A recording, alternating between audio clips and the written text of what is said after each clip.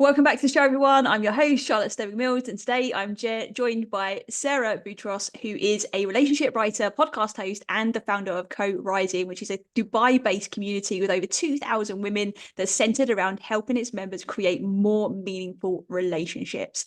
Welcome to the show, Sarah. Thank you. It's lovely to be here. It's lovely to have you here. I've been seeing your work popping up, and obviously we met actually earlier this year as well in person at an event in Dubai, and it was really nice to hear kind of what it is you're up to and what it is you're working on. But for our listeners that perhaps don't know you yet, and for me to get to know you a little bit deeper as well, I'd love to ask you the question: where if we was a fly on the wall over the years, what would we have seen to contribute to who you are today and what you do? I love that question, by the way. It's a great question. Steal it. So as a fly on the wall, I think what you would have seen is obviously that there was a whole journey that I had to go through myself to get to the point where I felt like this work was important and needed. And for me, that journey started in my childhood, where I had very dysfunctional dynamics within my family. The way that things were handled between me and my parents was not very healthy, because they didn't have the emotional awareness or the maturity to handle situations in that way. And for me, that kind of made me feel that I was a problem in the whole situation, that like my feelings were wrong, my needs were wrong, because they didn't know how to handle it. And that kind of led me to feel like I wanted to suppress myself, because I felt like everything about me was wrong. And I just lost myself in that. But obviously, when I'm a kid and I'm going through that, I don't actually understand what's happening. Yep. I just felt really confused, really lost. I didn't know why I felt so like unconfident. I didn't know how to be myself, because I didn't know who I was to be myself. And I think that kind of just started bubbling up a bunch of issues for me, like a lot of health issues. I ended up with an eating disorder. I was diagnosed with depression and all of these types of things. And when I started seeking help for those symptoms, then I started working through all of the stuff that I realized contributed to getting me to that position that I was in. And what I started learning through my journey of like doing therapy and healing and all that stuff was that my relationship with myself and not knowing who I was causing me to act out in these different ways in my relationships. So for example, I was just hanging out with the wrong people because I wanted to feel the loneliness. I didn't really feel connected to anyone because I didn't know how to be myself around anyone. And through this journey of working through myself and starting to know who I am, I started feeling a need to kind of change the people that I was around. And this is kind of what inspired me to start my community, because the first thing was that I didn't know any of the stuff that I knew, which helped me transform my relationships so much. And I was like, there are so many other people who feel like me, who probably need that space where they can actually connect with other people who understand. Because when I was in that situation myself, I also felt extremely lonely. I felt like people, I felt like I couldn't, how do I say this? I felt like I was alone in what I was experiencing. And it was really hard for me to connect with people on that level, because I was always hiding who I was. And so I was really inspired to start a community where people didn't feel like they had to hide who they were, and people could start understanding more about themselves and why they are the way they are, and how they can start creating more meaningful relationships, first with themselves and then with each other. So that kind of was the kickstart to my community. But there was a bit of a lead up as well to that, because when I started overcoming my eating disorder and all of these things, a huge part of the healing was around self-worth and building up your confidence to be who you are. And I started helping women with that as well in a coaching capacity. And I mean, it's all intertwined. And I think like a big part of what we'll talk about today is how much your relationship with yourself impacts all the other relationships in your life. And it was through the work that I was doing with my community and with the women that I was coaching on learning how to improve their confidence and cultivate more self-love that I realized that I wanted to focus more on how that relates to all relationships as well. Because the whole family dynamics and the impact that had on my relationships growing up, it's like I wish I had a handbook for it. Yeah. And the more that I've spoken to people, the more that I've realized that other people wish they had a handbook for it as well. So it's just kind of naturally gone down that route as a progression of everything. It's such a powerful journey that you've been on. And, you know, if I was actually a fly on the wall, I would have given you the biggest hug because I know exactly how it feels, because it's tough, isn't it? Because especially if you have come from a more of a dysfunctional family background, you know, because that's where we learn to relate, isn't it? And that's something that I think is often overlooked, you know, and therefore we look inward. It's like, well, I must be the problem if this is how I'm showing up in the world and everybody else just seems fine, right? Because we talk about these things because maybe there isn't a community available like yours at that time anyway, for me, that makes it hard to do. And it's really, really tricky because it's a hard one to navigate, and common patterns that we see, and I'm no doubt you've seen similar things or even done this as well, is like you change the people that are around you expecting that the relationship's going to change, and the next friendship or partner that you get with is going to be different this time, and then it's like, oh, okay, same problem. And one of my coaches always said, have you ever noticed like when there's a problem that you are the one that's always there? And I'm like, it's I love that. It's so fascinating because I believe anyway that our relationships are very much a mirror of what can be going on internally for us. And I think 100%. that there's so many ways in which you can talk about relationships and that you can address relationships. And so we had a call before we hopped on for this recording a while ago as well in prep for this, and we talked about some of the potential challenges that, you know, we've heard people talk about, particularly in our communities. Like, it's hard to date, it's hard to find people that like the things that we do. And actually, it's like we can talk about those things, but actually those things are usually quite surface level, and they're usually almost like the last thing you figure out after Totally agree. stuff on the inside. You agree? Totally agree. Totally agree. I did a post about something like this yesterday, which is very, very similar. There's this whole thing on Instagram now that goes viral that people are just constantly talking about red flags to look out for in other people. Like, stay away from someone who does blah, blah, blah, blah, blah. And it's just like, you know, I also have been guilty of this myself. And I know so many other people. We're always looking like outside of ourselves. We're always like, oh, okay, if I need to protect myself or if I need to have success in this, then I need to, you know, I need to find out where the people I want are hanging out, or I need to find out what red flags that I need to be careful of. But it's like, if you are finding yourself in the same situation over and over and over again, you have to look at the common denominator, which is usually you. And and once you start to work through the stuff in yourself, it's not to say that you know, that you're not gonna be around the wrong people, but it's just that your tolerance to it is so little that it just doesn't stick. And as a result of that, you know, you start attracting what you want when you get rid of those blocks that are getting in the way from you actually having it in the first place. Yeah, definitely. It's funny you say that. It's like with I guess my journey is similar to yours in some respects, in terms of like kind of perhaps where we started, but the challenges looked a bit different. It was more around you know, it was poor mental health, it was negative thinking, it was suicidal ideation, it was tough, right? And it was an interesting journey to then go inward to understand, how did I get there? And what shifted really to some extent was like the way I perceived the world around me.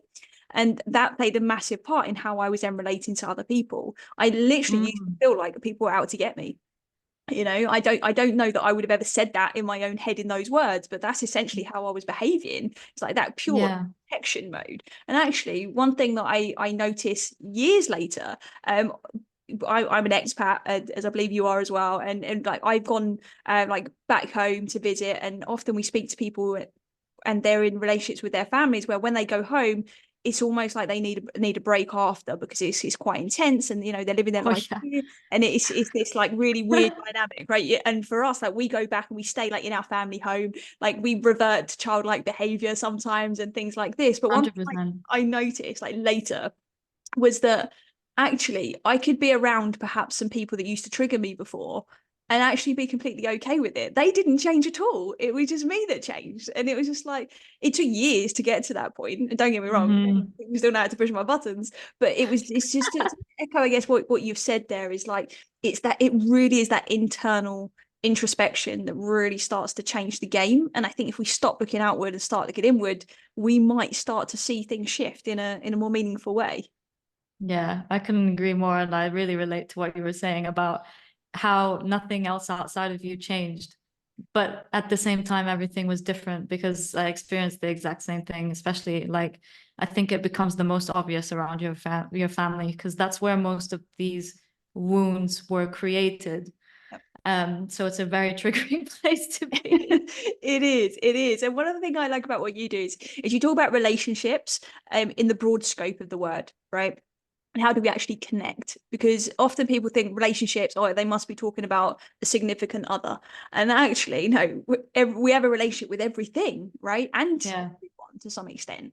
And one of the things that we've found is that so many people are struggling with this. Like we often do a lot of different kind of assessments, and we really lean into our community and the clients we work with, and we try to like collect as much information as we can so that we know how we can help them and shape conversations like this. But the information and the stats that we get around relationships is quite striking, and I wanted to share some of them with some of our listeners, because often, like you rightly said earlier, Sarah, is that we feel alone in it, right? We feel like it's just us. And we did in literally this year alone so far, after surveying 874 people, it showed that 71% of them are totally stressed out, and that's affecting their relationships. Only 11% of people score their relationships as being fulfilling. 67% of them say they're just complacent in their relationships, and 22% say they're just completely unfulfilled. So if somebody's listening to this and they're thinking that they've been feeling so alone in this and don't really know what to do, like, I just think it's so important to just really like pause for a second and maybe just recap some of those numbers and just be like, what does that actually mean? Look around the people around you in your life, people in your workplace, the people that you see in the shop. Think of those statistics. Like, the majority of them are struggling in some way, shape, or form. So it makes it easier to connect when we have things in common as well, I think. Totally agree. Totally agree. And I think those stats are crazy.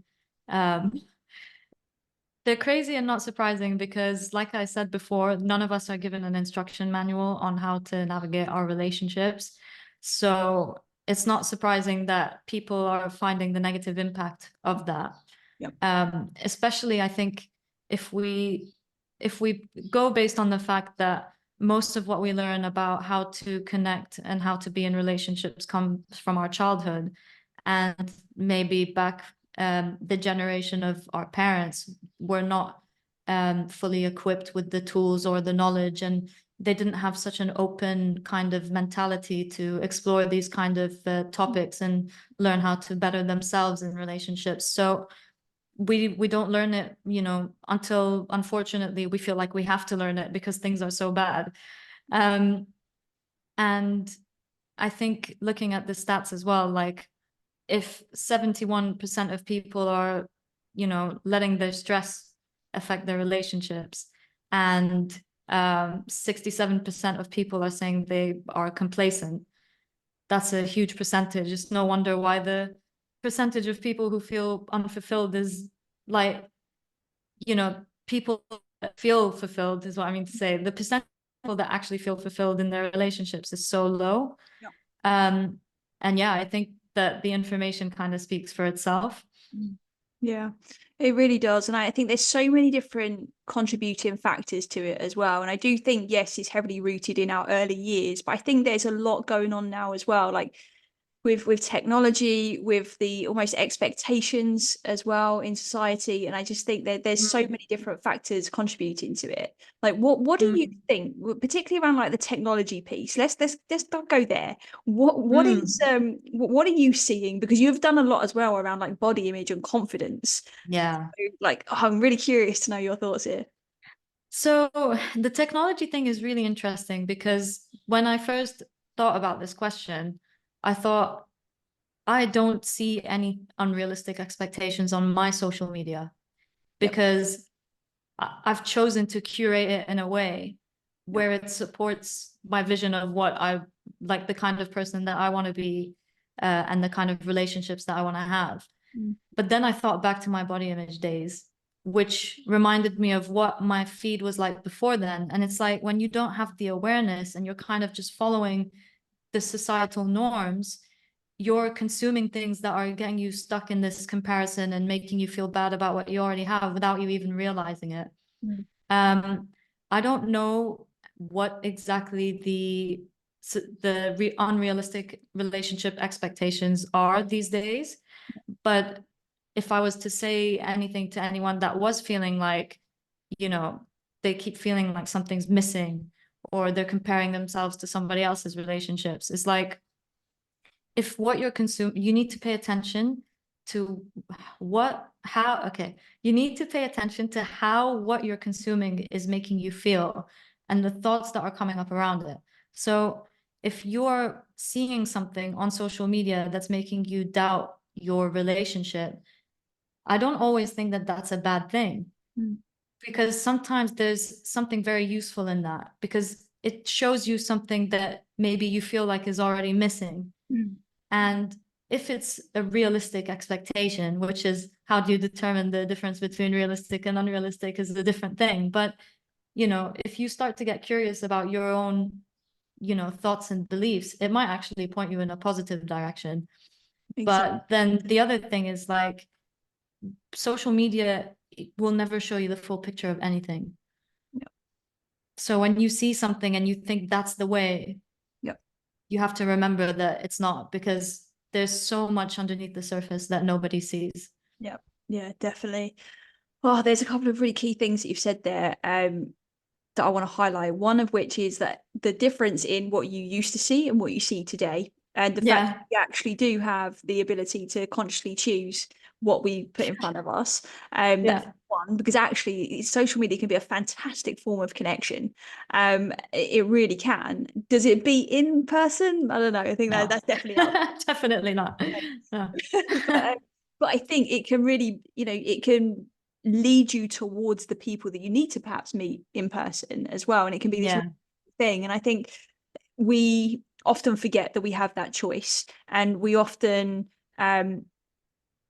do the opposite of connect, and we withdraw when we start to feel that sense of separation, right? So it's like, okay, well, that relationship looks like one I want to be in, or that person must have a great relationship with themselves because they can post pictures like this, for example. Like, often that doesn't spur people on to do better. If it does, it can be Makes them feel worse. yeah, exactly. It makes them feel 10 times worse, and we're doing it like because we're hitting ourselves with a stick rather than actually because it's healthy for us.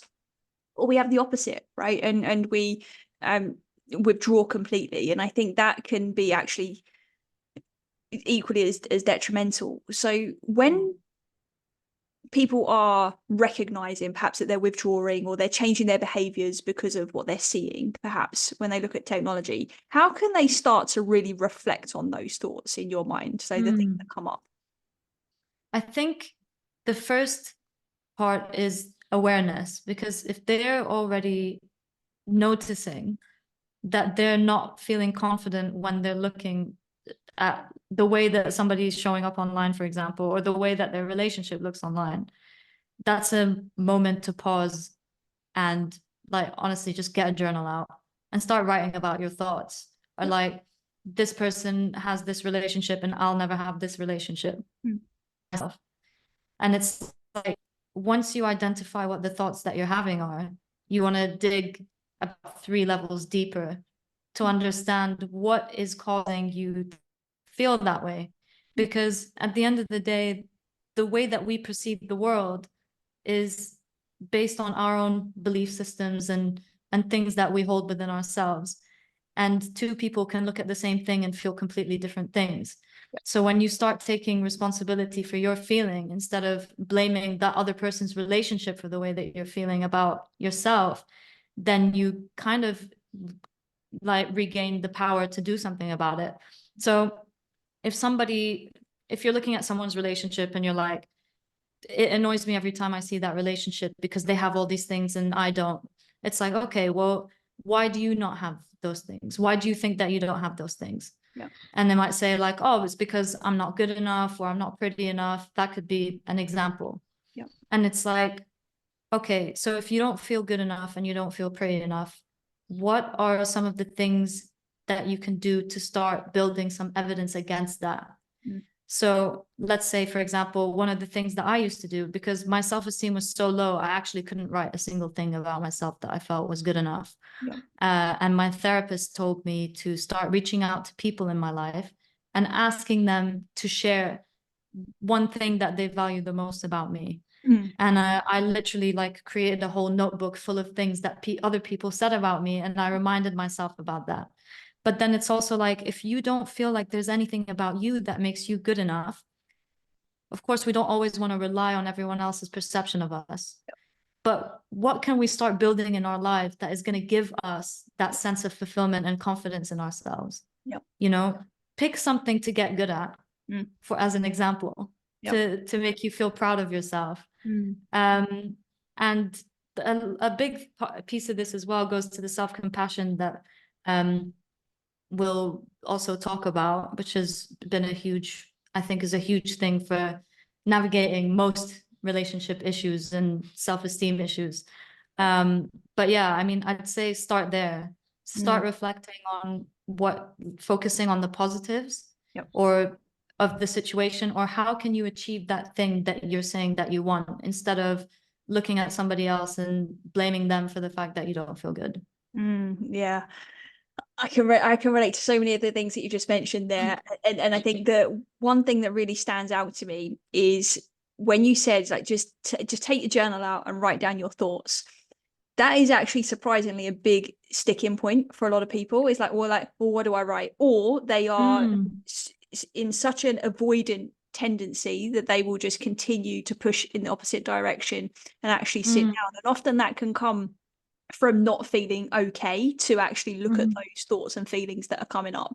I remember when I was feeling at my absolute lowest, like it scared the life out of me. I'm like, I can't tell somebody I feel like this. It's like, I can't write that on paper. I can't admit that to myself. I mean, again, the dialogue wasn't quite as articulate as that. Yeah. But that's essentially what was going on. And it really made me recognize how unsafe I felt to actually not only share it with somebody else, which would create connection, ironically, but it could really be supportive for me. But I just couldn't do it. Like it just didn't feel okay to face that with my own handwriting.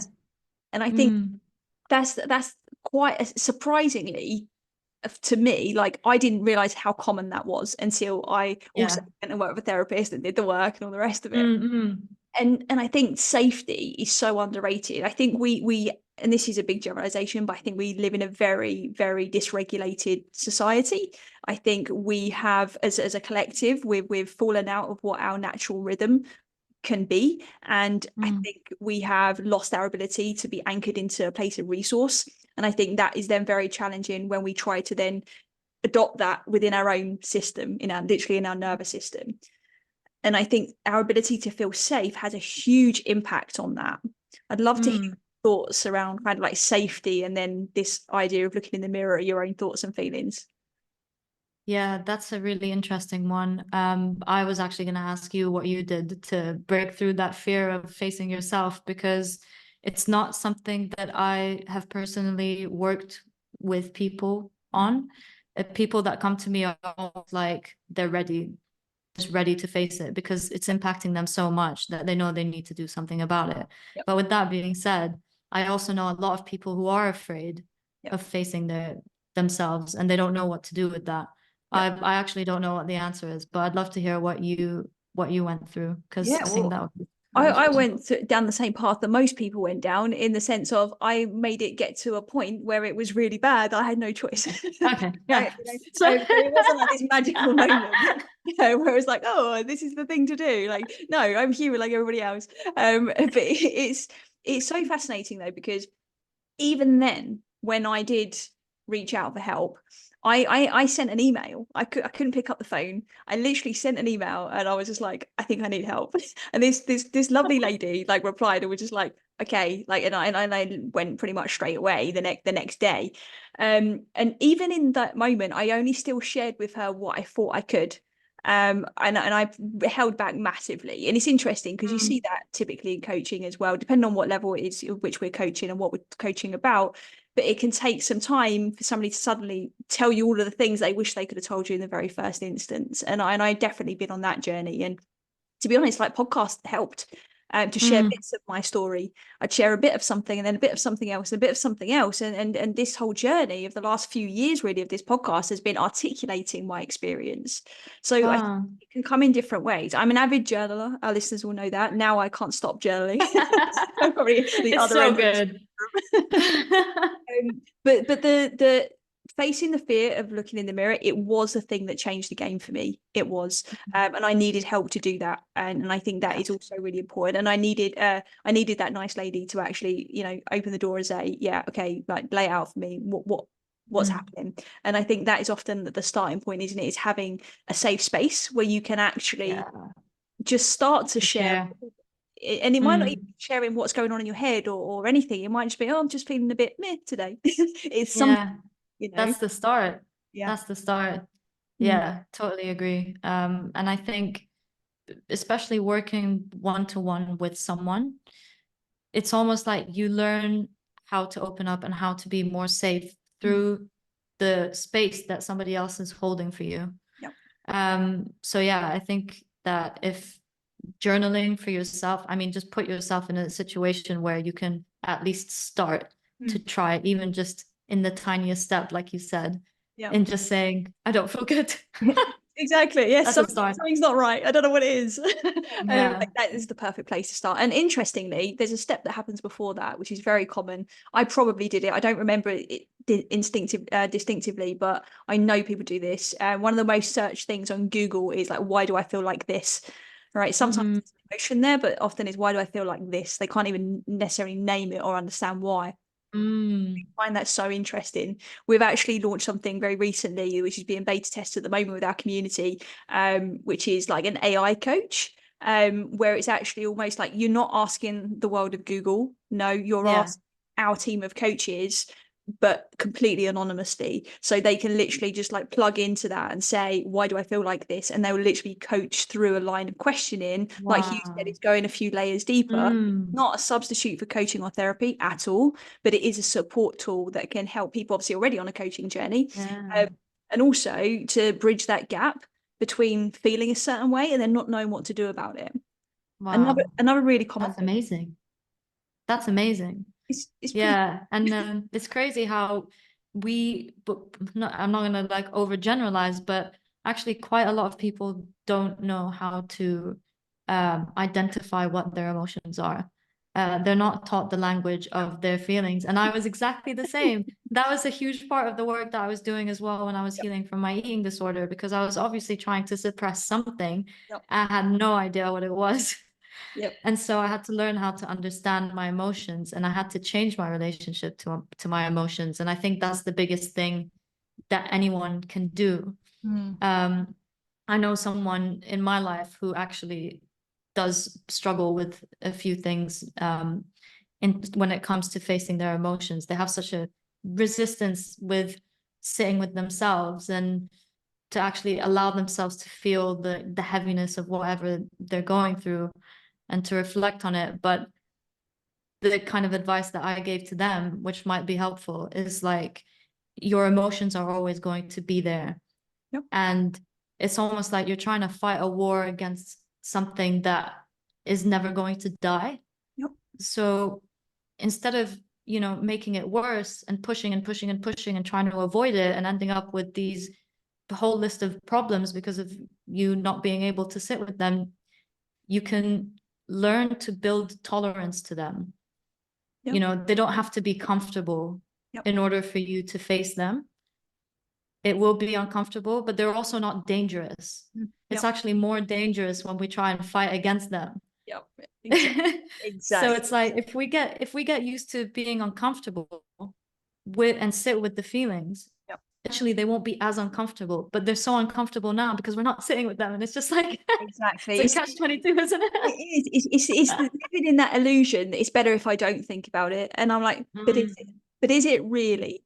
Because you're No. putting so much energy into avoiding it. Where could that energy be spent, right? And that's where it starts to be better spent in your relationships and in to achieve. It does fascinate me because it's such a human journey that we're all on. And I do actually think, you know, we were talking about media earlier. I do think that it plays a part, because for me, emotions were they scared the life out of me because of the intensity of them. And it was unresolved emotion from the past that was catching up on me, that was being triggered in my daily life through different types of relationships, be that work or personally. And it just got to a point of like overspill. It got to the point I couldn't ignore them anymore. And I think we all get to that at some point on our journey if we haven't learned to associate with our feelings. It's like they will suddenly come and slap you in the face, and you know they're there. And if we don't pay attention, it will just get worse. And I hate really saying it like that, because it's almost a bit like scaremongering, but I just wish somebody had told me sooner. Yeah, no, I agree. It's not, I don't think it's fear mongering. It's just facts. Like, the body is so intelligent, it will rebel if you don't deal with it, with the stuff that's going on inside it. It's just, yeah. And I think and prevention is better than cure. always 100%. I think a big contributing factor for me with emotions was also that, you know, I was brought up in that, is like, you don't really show how you feel. Nobody ever said that. Nobody ever said, like, don't show your emotions. I mean, maybe they did, and subconsciously I've kind of taken that in, but it was more from modeling other people around me, right? And then social media, it wasn't as big as it was now then, but it was very much, you see all the good stuff, right? So it was like, well, if we don't see the bad stuff, it must be bad. We must sit in shame behind closed doors and deal with this on our own. And that was the model of the world that I lived in, and it wasn't healthy for anyone. It's not healthy. Definitely not healthy. I think things are definitely changing now, but again, it takes some awareness to be mindful of what you're consuming and who you're following. Yeah, for sure. And yeah, I agree with that completely. Like you said earlier, it's that choice of what are you choosing to follow on your feed, right? And in your actual reality in your life as well. But more importantly, like, look at yourself as to, why are you feeling the need to lean into this? That really is where the power lies. Totally agree. So if they've listened to this point, they're like, okay, right, I get it. I need to look inside. I need to stop avoiding. Right. And they're like, okay, Sarah, okay, Charlotte, stop it now, move on. Like, now what do I do? Right.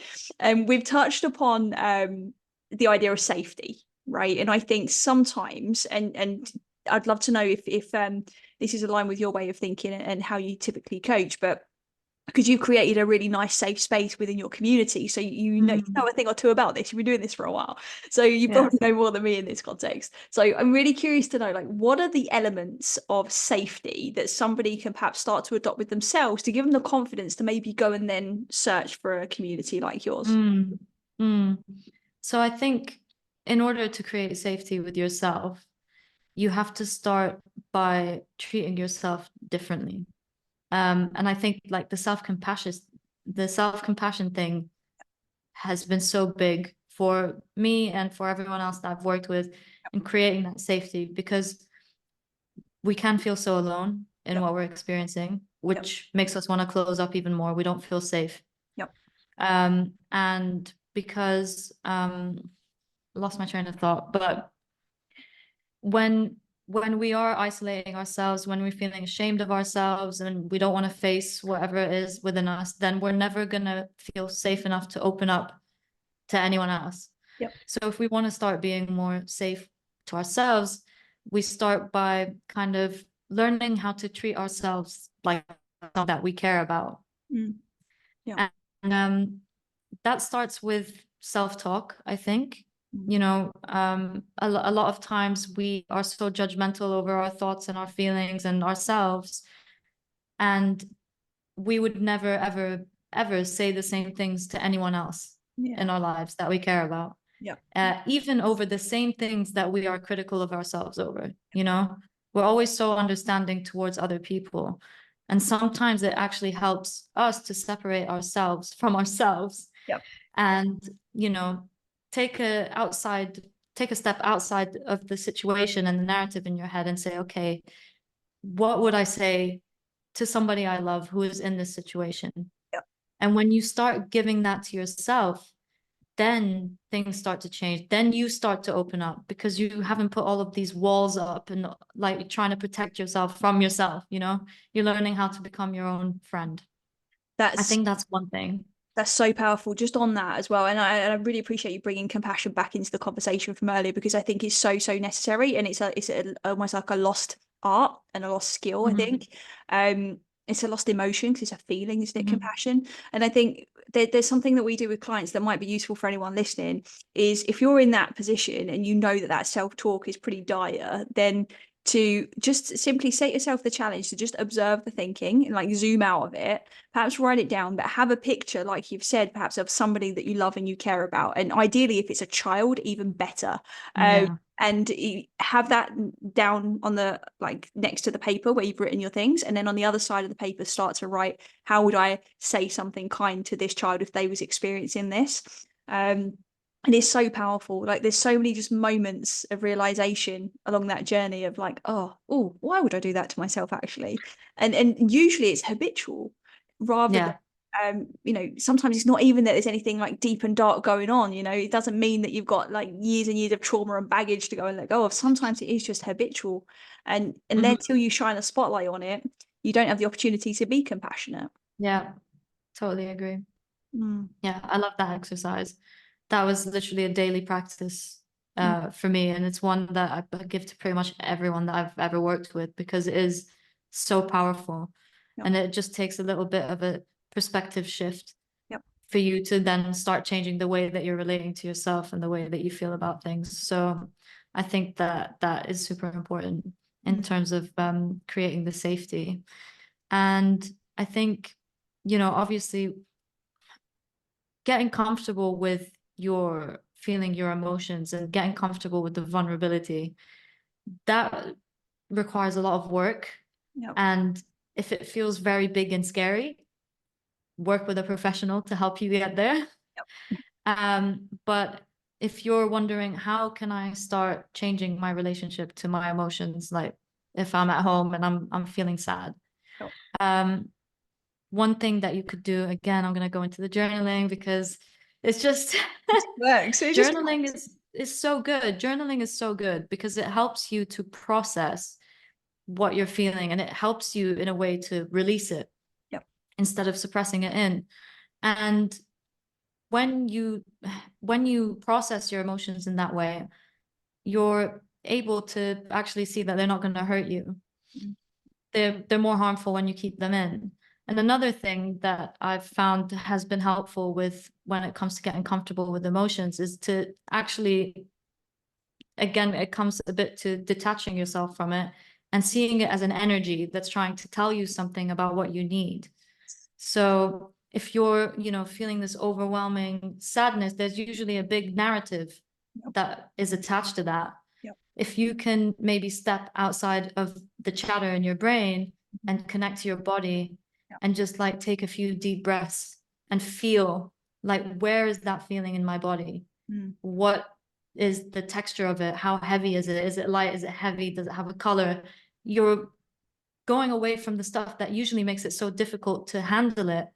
And you're just being present with it. And once you do that, you should feel a bit more regulated to then be able to say, okay, what is this trying to tell me? What do I need right now? And how can you give that need to yourself? And through doing that for yourself, you start to build the safety.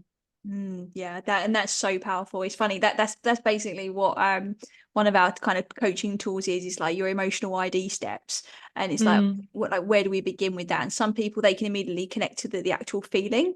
and they can connect to that sensation, but they can't name it. Some can name it, but they can't feel it. So it's okay. Like, so for anybody that's just listened to that exercise, because you described it beautifully there, Sarah, is to just know that however you do that in the beginning is fine, right? Some of it's going to be easy, some of it's going to be hard, but in the end of the day, it is about you fulfilling your own needs and understanding and shining the light on it. I often actually explain emotions a little bit like the boogeyman under the bed, like for if and you shine that spotlight on them, like it's just going to get bigger and bigger and bigger, and it's going to become more scary. But when you switch the light on, you go through those steps that you just mentioned, actually put the light on, and there actually is nothing there anymore, and actually everything, you can go back to sleep again. So I love that. I totally get like where you're saying that links into a sense of safety. I think that's beautiful. Yeah, for sure. And it's like when we start to get more comfortable with our own vulnerability, then of course we can start being more vulnerable with other people. And that is the key actually to creating real deep connection, is to be able to be vulnerable with other people.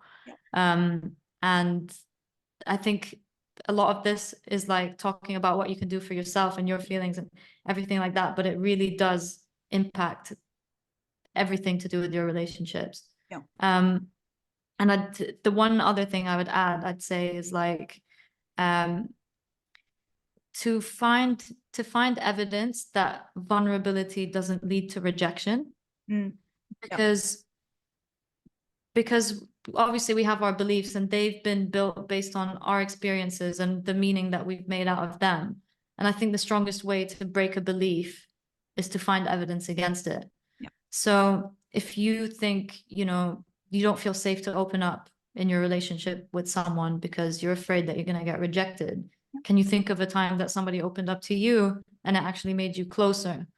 And if you think about all of the different scenarios where that's happened, you can start reframing the way that you feel about opening up. And I think it makes things a lot easier as well. It really hits home what you said there. Like when I think of the friendships that I have and my relationships, all whether they be family, whether they be like Jonathan, who our listeners know, my obviously husband and business partner and everything else.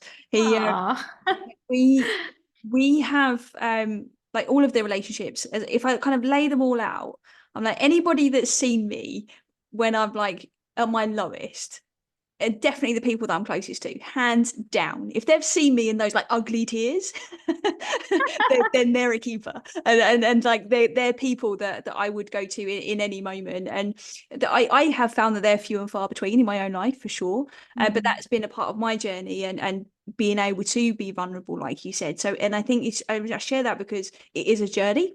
You don't just suddenly get to that point. You don't just meet somebody and go, oh, we click, I'm going to tell you all my deepest, darkest secrets, lay everything out for you. No, it's that you go through stuff, right? And the right people are there for you often.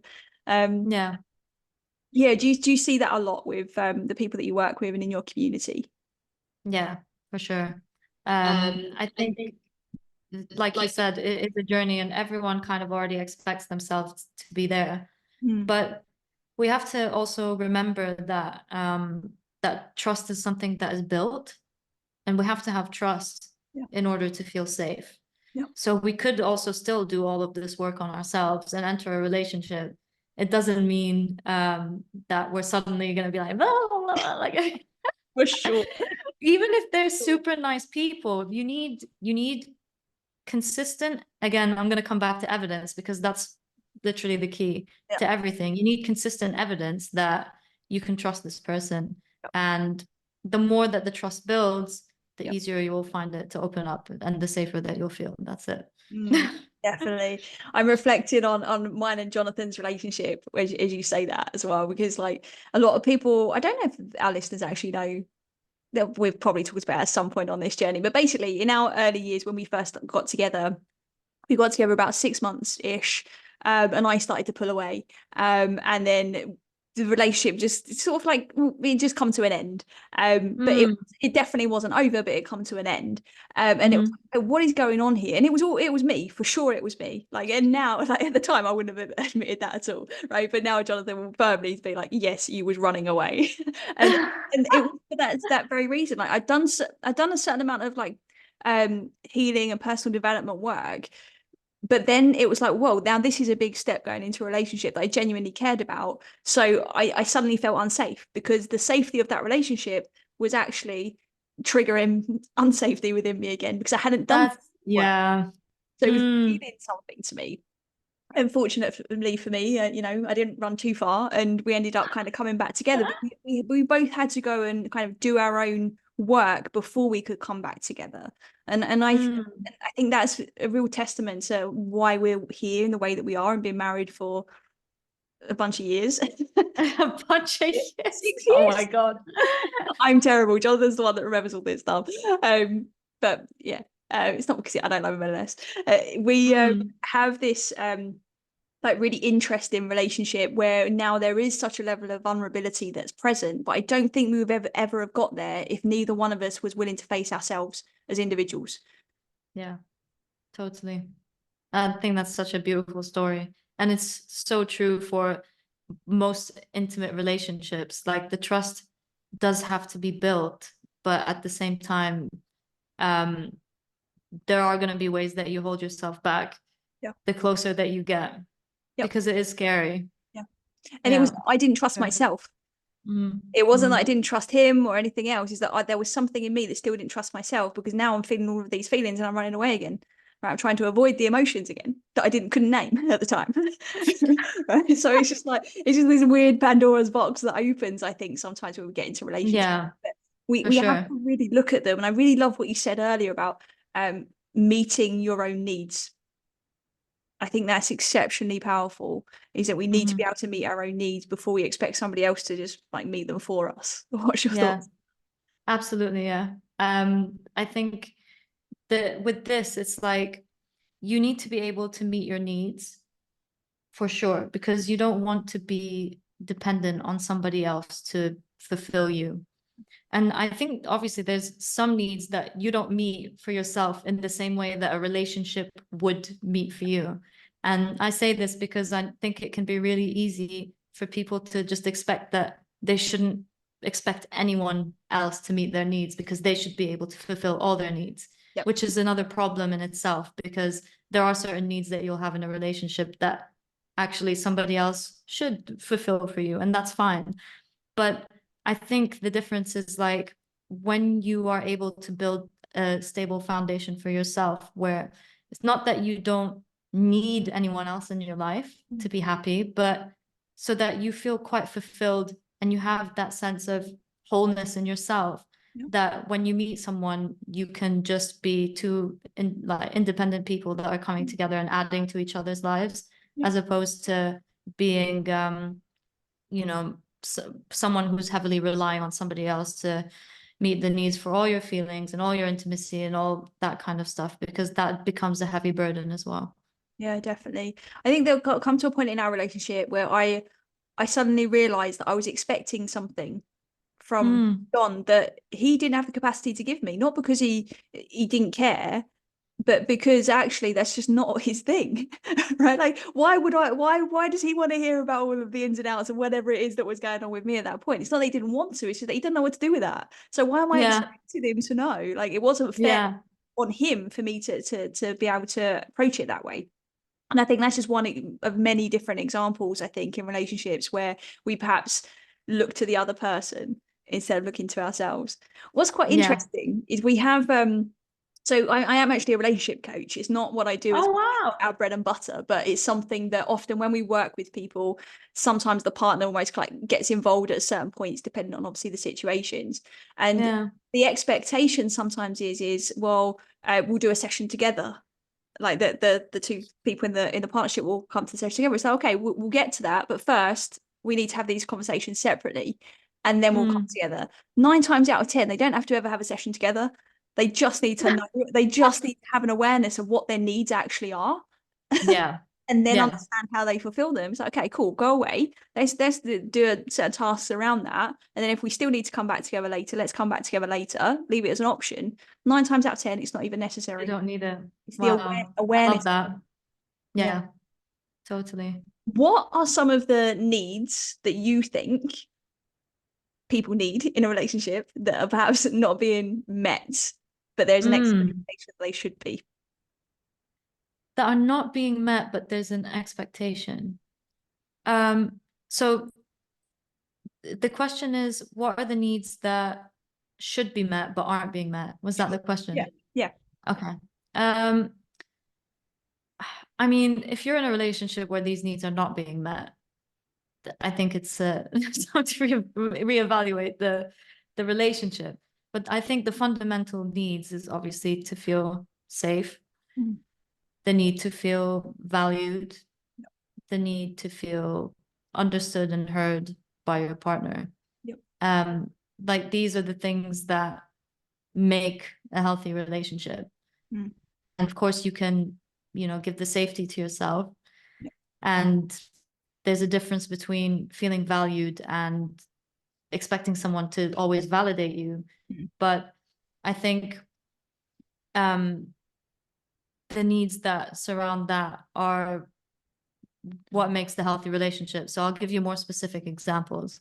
One of the needs to feel heard is to be able to feel that whoever is your friend or your partner is actually interested in what you have to say and actually listens to what you're saying. Yep. And, reflects that back to you. So, they're engaged with you, that they are present with you. Yep. That's a big need. Yep. And sometimes people can not meet that need because they're distracted by other things. Maybe they're too stressed. Yep. Coming back to the stats that we were talking about earlier. Yep. If you're too stressed or if you're distracted with your work, you're not really being present with someone, you're not listening to them, you're not asking them questions, that's a big thing. Yep. So I think that's one of the most important ones that every relationship should have, but maybe not every relationship does have. Yep, definitely. The second one of feeling valued. And this is actually really good because I'm tying it all back to the research that you mentioned earlier. If you're getting complacent in your relationships and you're not making the effort, you're not, affirming your appreciation for your friends or your partner or anything like that, yep. That's going to create a disconnect between you. Yep. That's a very important need. And one of the things that the most successful relationships, based on research, the most successful relationships have like mutual appreciation, and they don't lose it. They constantly make the effort to do that. Yeah. So if that's lost and you're complacent and you're just going through the day to day and you're not really appreciating, the people that you have, then that's going to cause issues as well.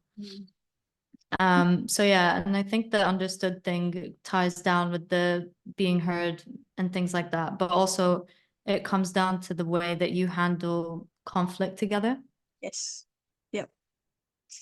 Yeah, so I think that's massive, isn't it? And I think often it's the two former things that you mentioned that actually create conflict if they're not being met, right? So there's been times for sure where like I'm expecting Jonathan to like see me, hear me, appreciate me, but I know he's busy. So it's like, okay, so there's going to be conflict there, right? It's almost like picking a fight to some extent, and it's just like, so it does take two people, so it might not always be the person that's distracted. I think it's important to mention there. But it's interesting what you said about the appreciation thing, because I think that is actually a real superpower. I didn't know that was part of the stats in there. And I say to John all the time, like, all the reasons why I appreciate him. It's like, why do you keep telling me this? The appreciation is it's a part of research that's done by the Gottman Institute. And they've been researching what creates the strongest relationships for like decades.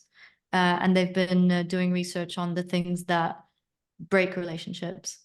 And it's all intertwined, but I thought it was really relevant to the complacency thing, because you do get comfortable and, you stop making an effort. Yeah, definitely. And that destroys relationships for sure. Yeah, definitely. It really does. So there's a thing that John and I do. So for anybody in a relationship that thinks that maybe that's happening, we have like a John day or a Charlotte day, depending on what it is. And we don't like just set it. It's not in the calendar or anything, but it's if you sense that they need a a John day, The or day. instances that I need a Charlotte day, then we always like claim it. We're like, okay, this is your day and this is why. And it's nice. I don't really know how that happened. We just sort of started to do it. And in I it love it. worked well, because it breaks us out of a sense of complacency for sure, because it is easy Yeah, to become complacent. And I think very.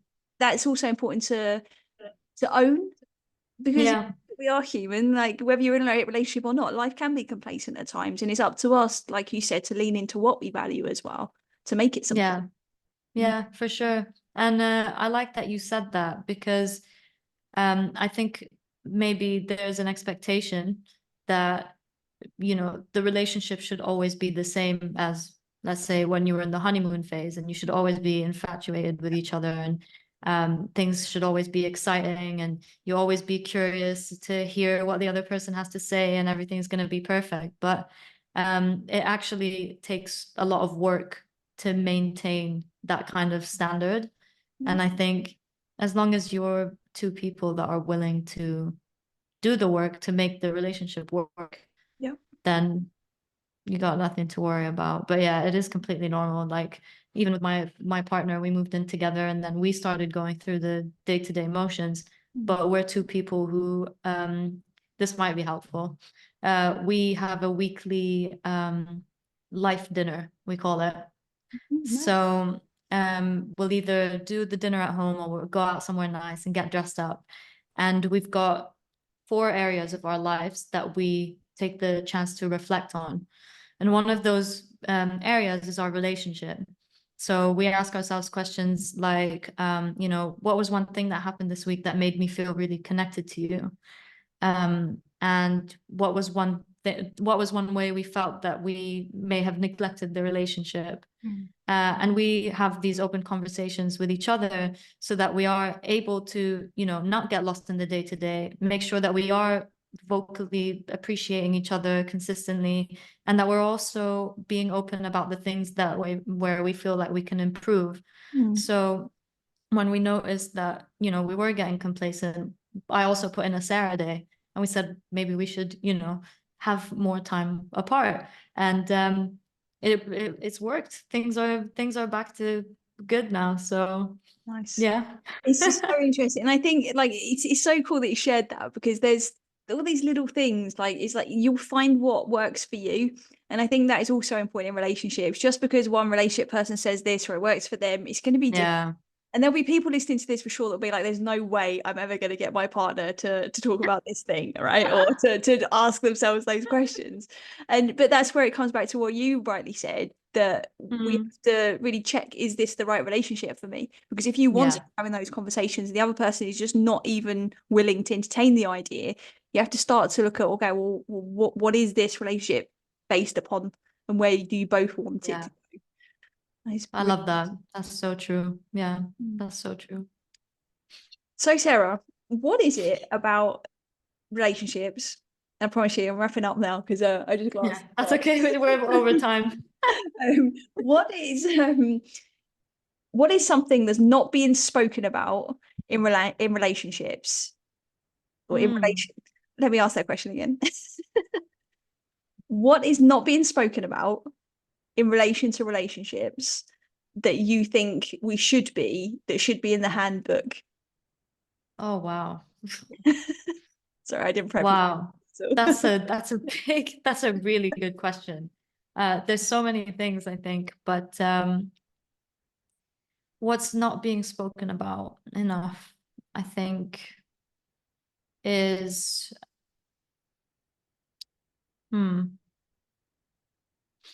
I think it comes back to exactly what we spoke about in this session, because a lot of people that I know, when they're looking for help on relationships, they're like, how do I get the guy to text me back? Or how do I spot the red flags? Or, you know, where do I meet someone who has XYZ? Yeah.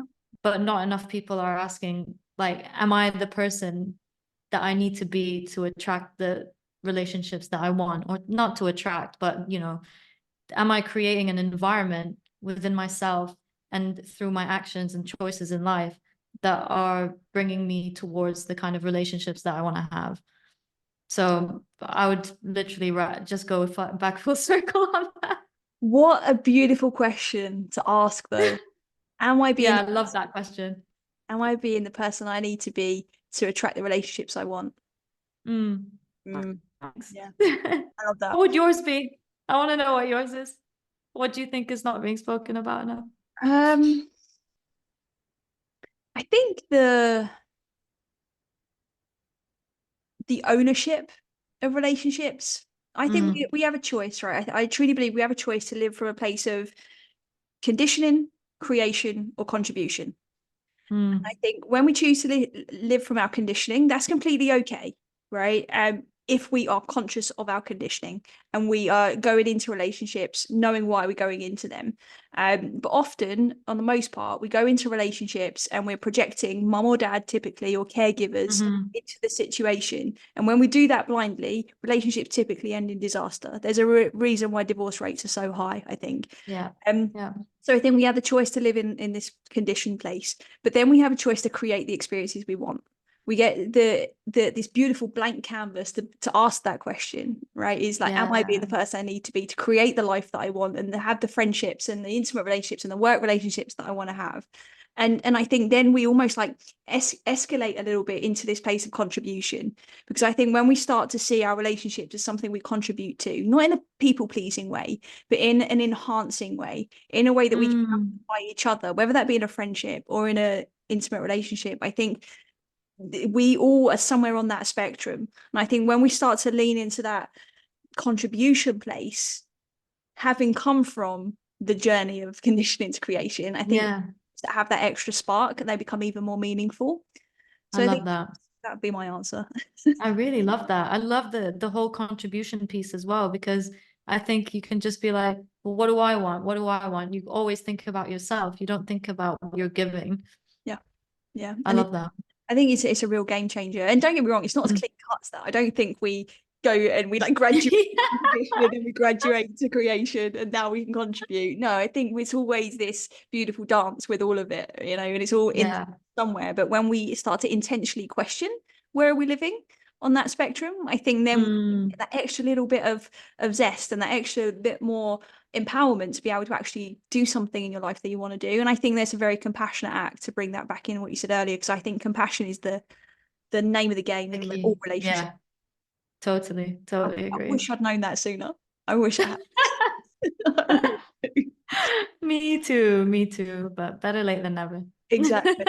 Sarah, so I know you're working on some great things. Obviously, you've got your community here in Dubai, which you host lots of amazing events, which we'll make sure obviously the links are in the show notes. People can come and obviously Thank you. find those. Um, but you're also working on a course, which I'm really fascinated to see. And I know that we've got the VIP link, the waiting list for our listeners to come on, so they can be the first to know about the course. Do you want to tell our listeners a bit about that, though? Yeah, so basically, you know how I said I wish I had an instruction manual? You made I'm my literally creating the instruction manual. boom. That's living in creation and contribution Yeah. right there. Yeah. I mean, in all seriousness, it's basically going to take you through a journey of addressing two things. The first one and foremost, like what we spoke about mostly in this conversation, is your relationship with yourself and your relationship to your beliefs and the perspective that you have about relationships that are impacting your relationships. So starting with you and then moving on to the other stage, which is where you actually start paying attention to the relationships and boundaries and like the external things, having your needs met by somebody else, etc. So it's a journey that will take you through to ultimately help you create healthier relationships with yourself and others. Nice. I love that so Yeah. much. Here's a question for you, and I'm curious to know, is there anything in there around like masculine and feminine energy? No, there actually isn't. Okay.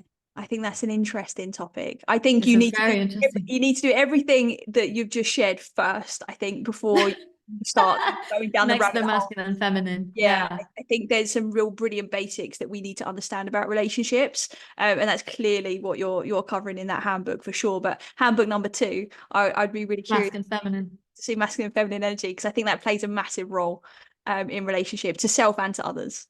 Perhaps Yeah. that's another thing I'd add, doesn't get spoken about enough. No, I actually love that. I love that, especially in reference to the relationship that you have with yourself as well. Yeah, it's a Love biggie. it. Amazing. Yeah. Well, I'm excited for your course for one, and I'm sure our listeners will be too. So we'll add that in the show notes. You're also a podcast host. Tell our listeners what your podcast is about and where they can find that as well. Yes. So my podcast is all about, again, how to create healthier relationships, and you can find it on YouTube. I've got a weird username because I don't have enough followers to change it. But if you just type in Sarah Boutros, hopefully you'll find me. But I'll That's give not you a the link weird anyway, so you username, can is it? direct. That's not That's weird. not my username, but you know when you type it into Okay. the search bar. Yeah. Okay. Well, everybody that's listening or watching this, go to YouTube, subscribe so she can update her handle to whatever she wants it to be. Thank you. Sarah, listen, thank you so much for coming on today. I've thoroughly enjoyed this conversation. I really appreciate you and the work that you're doing. I think it's really meaningful and the world needs it now more than ever. So thank you so much. Oh, thank you, Charlotte. It's been lovely chatting to you and learning from you as well. If you enjoyed this episode and you haven't done so already, hit that subscribe button so you never miss an episode. Please share it with a friend who you think might benefit. Spread the word. That's how we're going to impact the world, by helping each other. We appreciate you so much, and as always, unconditional love and wellness to you.